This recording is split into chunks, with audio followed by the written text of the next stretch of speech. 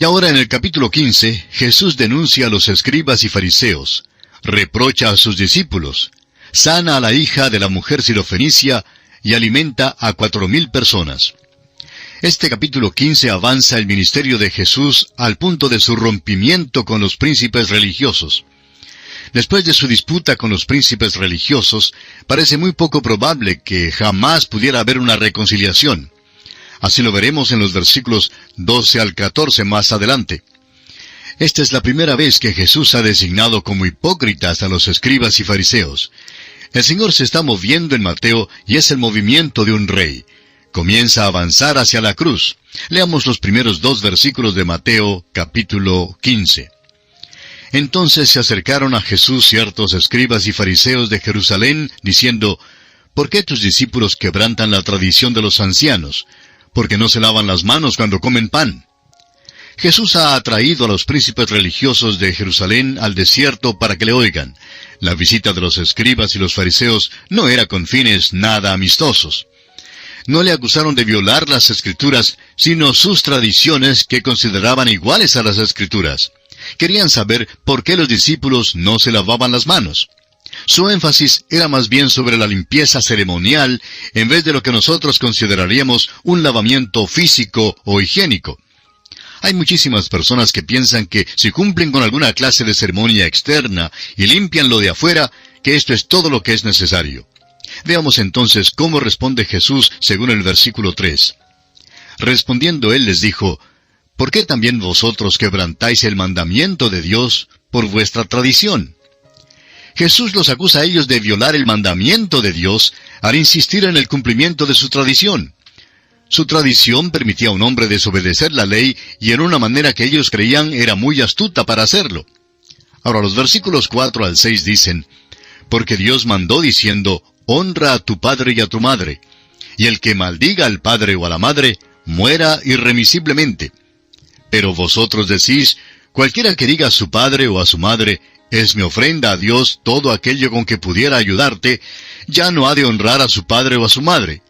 Así habéis invalidado el mandamiento de Dios por vuestra tradición. Su tradición permitía a un hombre desobedecer la ley. Según sus enseñanzas, si un hombre dedicaba una ofrenda a Dios, no estaba ya obligado a contribuir para el sostén de sus padres. Esto permitía una manera supuestamente piadosa para que un hombre violara la ley mosaica. Todavía creemos que la mejor manera de comprobar si una persona es cristiana o no es por su dinero. El barómetro del cristiano hoy es cómo maneja su dinero y cómo maneja el dinero de Dios. Los príncipes religiosos del día de Jesús ayudaban al hombre a evadir sus responsabilidades. Opinamos que Dios quiere que las deudas sean pagadas a nuestros semejantes antes que darle ofrendas a Él. Dios quiere que cuidemos de cumplir nuestras responsabilidades personales. Quiere que se sostenga a la familia antes que darle a Él. Un hombre que tenía una idea insensata vino un día de pago y quería dar a su pastor la mitad de su salario, entre tanto que su familia sufría de hambre. Cuando su pastor se enteró de esto, conversó con él en cuanto a este punto, y al principio el hombre se mostró ofendido. Por fin vio que estaba descuidando su propia familia, lo cual es cosa trágica. Es asombroso ver cómo tantas personas tratan de evadir una responsabilidad de una manera que consideran piadosa. Sobre este asunto el apóstol Pablo diría más tarde en su primera carta a Timoteo, capítulo 5, versículo 8, porque si alguno no provee para los suyos, y mayormente para los de su casa, ha negado la fe y es peor que un incrédulo. El Señor también indica aquí que no se engaña con estas estratagemas. Los versículos 7 y 8 de este capítulo 15 de Mateo nos dicen, hipócritas, bien profetizó de vosotros Isaías cuando dijo, este pueblo de labios me honra, mas su corazón está lejos de mí. El Señor llamó a los escribas y fariseos hipócritas. Esta es una de las palabras más pasmosas en toda la Escritura. Nada le corresponde, pero no tenía entonces el significado que tiene hoy. Para nosotros es una palabra ardiente, pero en el día de Jesús simplemente quería decir desempeñar un papel, y era usada en el sentido de un actor de un drama.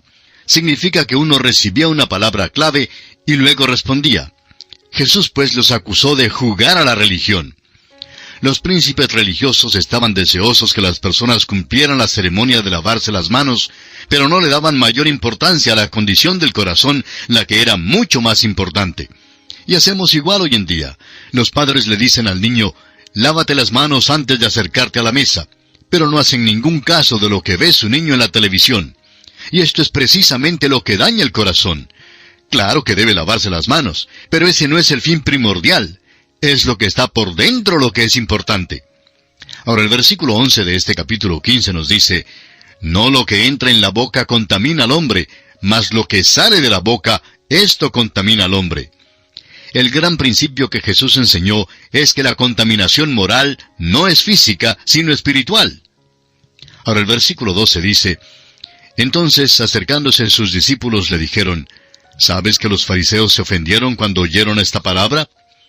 Los discípulos quedaron asombrados de que el Señor ofendiera a los fariseos. Hasta entonces había existido un conflicto entre los príncipes religiosos y Jesús, pero este es el punto del rompimiento de sus relaciones. El Señor continúa ahora sus instrucciones a sus discípulos. El versículo 13 dice, pero respondiendo él dijo, toda planta que no plantó mi Padre Celestial será desarraigada. La palabra planta aquí significa sistema. No es demasiado amplio interpretar a Jesús como diciendo, todo sistema religioso que no plantó mi Padre Celestial será desarraigado.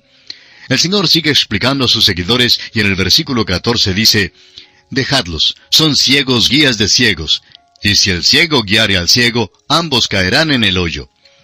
El humor del Señor se manifiesta en este versículo. Si un ciego guía a un ciego, los dos caerán en el hoyo.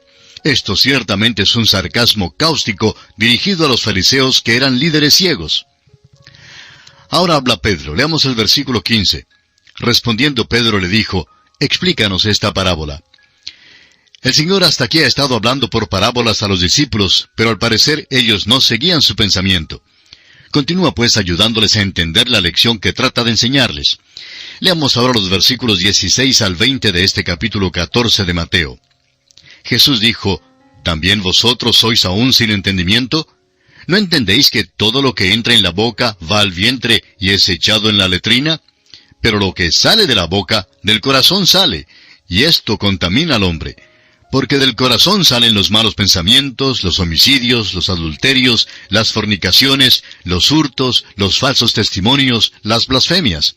Estas cosas son las que contaminan al hombre, pero el comer con las manos sin lavar no contamina al hombre.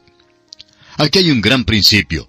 No es lo que entra en la boca lo que contamina a un hombre, sino lo que sale de la boca. Lo que está en el pozo del corazón es lo que saldrá tarde o temprano por el grifo de la boca. El Señor hace una lista de varias cosas que contaminan al hombre, las que estamos viendo más y más en nuestra cultura contemporánea hoy en día. Hemos llegado a un período conocido como la nueva moralidad. Hemos llegado al día del cual Isaías habló cuando dijo en su libro, capítulo 5, versículo 20, «Ay de los que a lo malo dicen bueno y a lo bueno malo». La mayoría de la gente hoy día vive según este punto de vista, y si alguien dice que cree en la Biblia, le consideran un ser muy raro. Este es el día de la licencia y el libertinaje, y todas las restricciones han desaparecido. El hombre puede expresar lo que está en su corazón, ¿y qué sale? ¿Sale una nueva moralidad? No, amigo oyente, salen los pensamientos malos, los homicidios, los adulterios, los falsos testimonios, la blasfemia y los hurtos. El hombre tiene que ser controlado. Es el animal más vicioso que anda sobre la tierra hoy en día. Metemos en jaulas a otros animales, pero al hombre le damos la libertad de hacer lo que quiera. Cuando el hombre tiene licencia de hacer lo que le viene en gana, hace el tipo de maldad mencionada por el Señor en estos versículos. En todo nuestro alrededor hoy en día, en nuestras escuelas, en las iglesias, en la televisión y radio, en los carteles y afiches en las calles, en revistas y en las portadas de los diarios, el sexo es acentuado. Ahora nosotros no somos inmunes a eso y nos contaminan. Los jóvenes se contaminan y todo esto se hace bajo la terminología hueca de la libertad de palabra. Nos expresamos según lo que está en el corazón, y si allí hay maldad, pues esto es lo que saldrá. Veamos ahora el versículo 21. Saliendo Jesús de allí, se fue a la región de Tiro y de Sidón. Esta es la primera y única ocasión en que Jesús se apartó de Palestina durante su ministerio terrenal. Esto es interesante porque había venido a Israel precisamente como su rey. Cuando envió a sus discípulos, les instruyó a ir a las ciudades de Israel, pero no les permitió ir a ningún lugar más allá de sus límites. Luego, el Señor fue rechazado por Israel y se presentó una controversia. El punto de rompimiento entre Jesús y los príncipes religiosos aconteció hace muy pocos versículos. ¿Y qué pasó entonces? Jesús mismo atravesó los límites de Israel y dio otro gran principio. Recibe ahora a los gentiles. Su invitación entonces fue: «Venid a mí todos los que estáis trabajados y cargados, y yo os haré descansar». Así lo leemos en el versículo 28 del capítulo 11 de este Evangelio según San Mateo.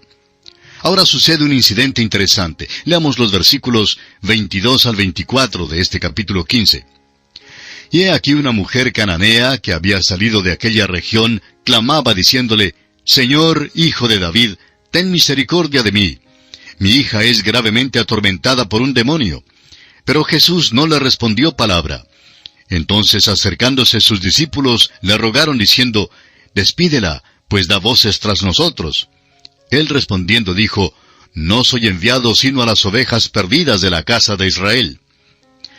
La mujer sirofenicia procedía de una mezcla de varias razas y era una verdadera gentil. Su nacionalidad se describe mejor en el capítulo 7 de San Marcos, versículo 26. No tenía ningún reclamo sobre Jesús como el hijo de David, y cuando le habló como tal, él no le contestó ni una palabra. Ella ocasionó un disturbio y probablemente un poco de turbación, por lo cual los discípulos trataron de conseguir que el Señor la despidiera. Ahora note usted que Él no la despide, porque había un problema que debía ser solucionado. El Señor Jesús había venido a las ovejas perdidas de la casa de Israel, y cuando Él murió en la cruz, el sobrescrito leía así: «Este es el Rey de los judíos». Notemos ahora los versículos 25 al 28. Entonces ella vino y se postró ante Él, diciendo: «Señor, socórreme». Respondiendo Él dijo: «No está bien tomar el pan de los hijos y echarlo a los perrillos». Y ella dijo: «Sí, Señor, pero aún los perrillos comen de las migajas que caen de la mesa de sus amos». Entonces respondiendo Jesús dijo: «Oh mujer, grande es tu fe, hágase contigo como quieres». Y su hija fue sanada desde aquella hora. La próxima vez que la mujer se acercó a Jesús, le adoró y lo llamó Señor. Ya no hizo ningún reclamo más sobre él como el hijo de David. Le pidió su socorro, su ayuda, y la recibió. Pidió unas pocas migajas de la mesa, y el Señor llamó su fe grande. Sanó a su hija. El incidente de sanar a la hija de la sirofenicia es sobrecogedor en esta ocasión. Su manera de tratarla parece ser brusca y cruel. Siendo gentil, ella no tenía ningún reclamo sobre él como el hijo de David. Cuando primero lo llamó Señor, él contestó con mucha brusquedad. Pero ella insistió y exhibió una gran fe que produjo la mayor alabanza de los labios de Jesús.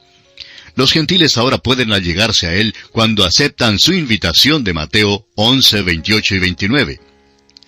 Ahora los versículos 29 al 31 nos dicen: «Pasó Jesús de allí y vino junto al mar de Galilea, y subiendo al monte se sentó allí. Y se le acercó mucha gente que traía consigo a cojos, ciegos, mudos, mancos y otros muchos enfermos, y los pusieron a los pies de Jesús y los sanó.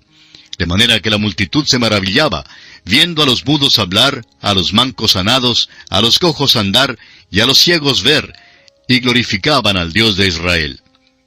Nuevamente dirijamos la atención a las multitudes que fueron sanadas. Jesús sanó más que solo unos pocos casos aislados. Es difícil para nosotros comprender lo extenso que fue su ministerio. Veremos el relato de solo unos pocos milagros que él hizo. El número total seguramente causó mucha impresión en todo Israel. A la luz de todo lo que ya se conocía entre todo el pueblo de Israel, ¿no es irónico que los fariseos y saduceos pidieran señal del cielo? ¿Qué más necesitaban? Es poco extraño que Jesús rehusó contestar su petición. Consideremos ahora el milagro de la alimentación de los 4,000. Este milagro casi parece ser una duplicación del milagro de la alimentación de los 5,000. Leamos los versículos 32 y 33 de este capítulo 15 de Mateo. «Y Jesús, llamando a sus discípulos, dijo: Tengo compasión de la gente, porque ya hace 3 días que están conmigo y no tienen qué comer. Y enviarlos en ayunas no quiero, no sea que desmayen en el camino. Entonces sus discípulos le dijeron, ¿de dónde tenemos nosotros tantos panes en el desierto para saciar a una multitud tan grande? Vemos dos cosas familiares en este pasaje. En primer lugar, vemos nuevamente la compasión del Señor para con esa multitud. Y vemos también que los discípulos todavía no han aprendido la lección que el Señor Jesús quiere enseñarles. Este milagro parece ser, como dijimos ya, una duplicación del milagro de alimentar a los 5,000. Ahora parece extraño que Mateo incluya este relato, porque no parece añadir ningún otro adelanto a los reclamos mesiánicos del Señor Jesús. Ahora el rechazo de su reclamo de ser el Mesías y su actitud previa a este milagro indican cuán lentos eran los discípulos para aprender las lecciones de la fe. El dar de comer a los 5,000 probablemente se había realizado solo unos muy pocos días antes, pero todavía surgían las mismas objeciones debido a su incredulidad. Leamos los versículos 34 al 38 de Mateo capítulo 15. Jesús les dijo, ¿cuántos panes tenéis? Y ellos dijeron, 7 y unos pocos pececillos.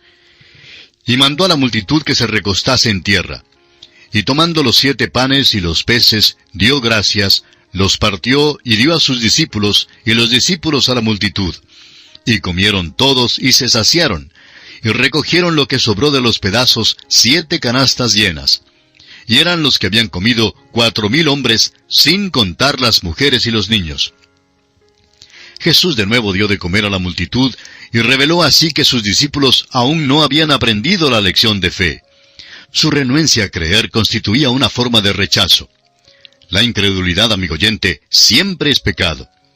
Después que Dios oye nuestra oración y provee lo necesario para alguna emergencia en nuestras vidas, ¿estamos preparados a creerle completamente cuando se presente otra situación similar?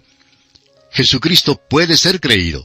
Debemos creerlo y sin titubeo o duda alguna. El método que Jesús empleó aquí es similar al milagro previo de dar de comer a los 5,000. Note usted que el número de hombres que recibieron esta alimentación fue 4,000. Ahora sumen una mujer y un niño con cada hombre, y el número llega por lo menos a 12,000. Este número está más cerca al número de personas en total que en realidad recibieron la cena en aquella ocasión. Ahora el versículo 39 y final de este capítulo 15 del Evangelio según San Mateo nos dice, entonces, despedida la gente, entró en la barca y vino a la región de Magdala. Esta región era parte del territorio que abarcó el ministerio del Señor en Galilea. Magdala era una ciudad que estaba en el mar de Galilea, aunque hoy en día solo quedan sus ruinas. Este capítulo revela que los discípulos del Señor no iban al mismo paso que Él. Eran lentos para creer y comprender. Esto constituyó un estorbo para Jesús. Había llegado al punto del rompimiento con los príncipes religiosos y además tenía ahora un verdadero problema con sus discípulos. Simplemente marcó el paso hasta que ellos salieran de su retraso. Hoy en día, Él es muy paciente con nosotros también, esperando que salgamos de nuestro atraso, de nuestro letargo. Amigo oyente, tememos que muchos de nosotros estamos muy atrasados en nuestra fe y comprensión. El Señor nos ayude a creer de corazón a Jesús.